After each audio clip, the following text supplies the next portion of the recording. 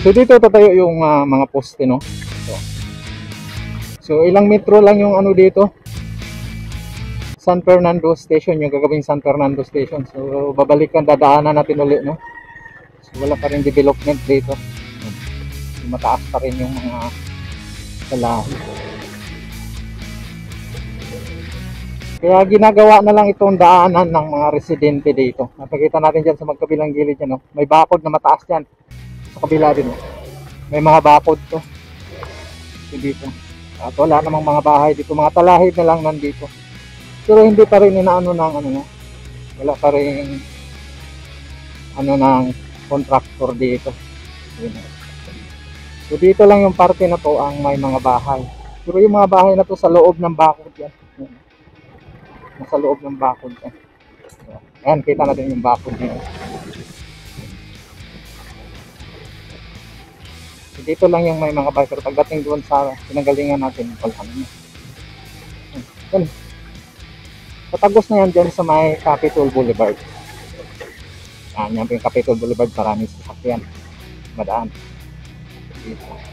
At yan na nga po yung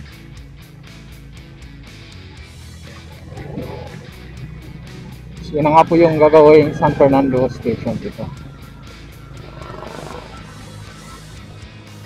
Yun, no? Yun yung ginagawang gate nila ngayon pagpapasok ka na sa construction site nitong San Fernando Station. Yan kalulusot nyo.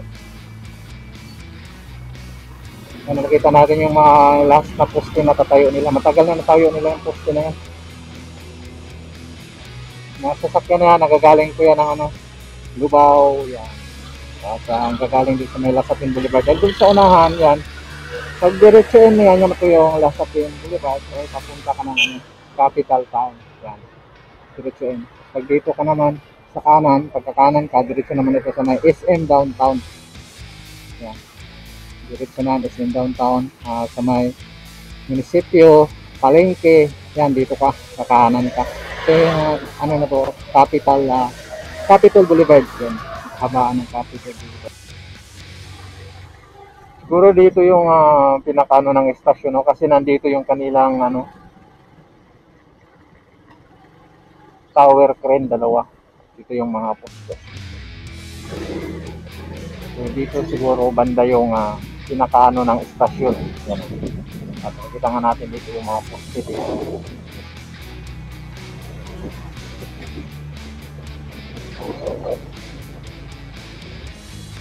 So dito maririnig natin yung ano, generator.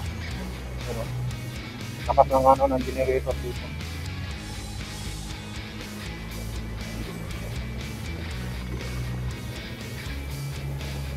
Dito, subukan natin puntahan natin doon sa dulo.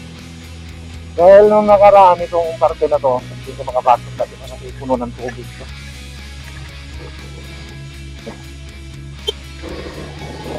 Dito, no?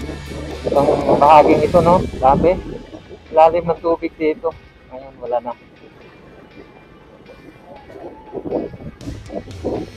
Ito po yung pinakaano dito sa may San Fernando Station.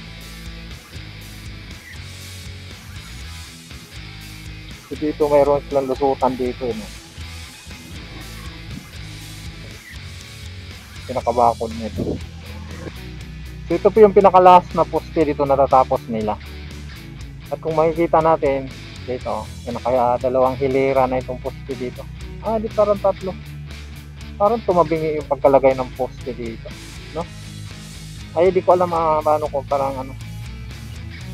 Parang tatlong hilera na to, tapos yung doon sa unahan natapos na.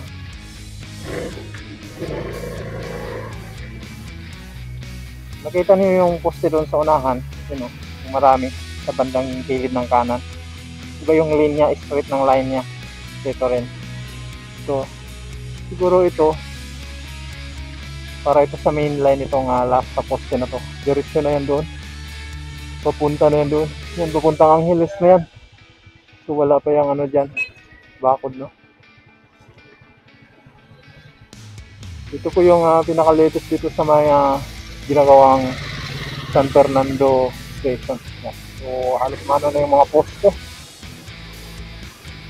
Yun.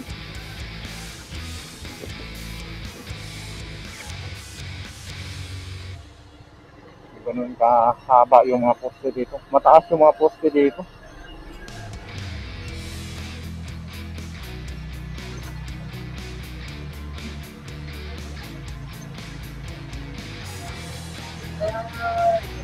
Galing dito, lumiliit na dito. Ito yung pinakano ng poste. Mataas ng mga poste dito, yan o. So, tapos na yung mga poste, yung hilera dito sa gilid. Ito yung hilera na to. Yung sa kabilang poste, na lang yung wala pa. Pinalaki ng mga poste dito. Pero matataas.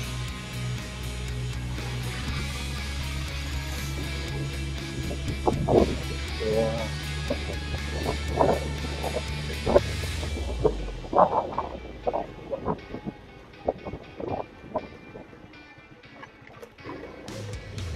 Pagkatapos ng stasyon, yan ang ginagawa nila para sa Fairhead. You know, ito na lang yung ginagawa nila, laki. Fairhead.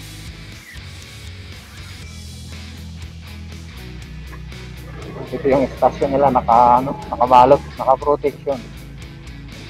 So,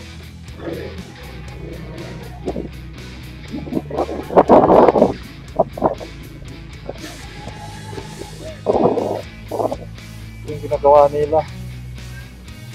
Ang wala nang naggagawa dito na. Wala no.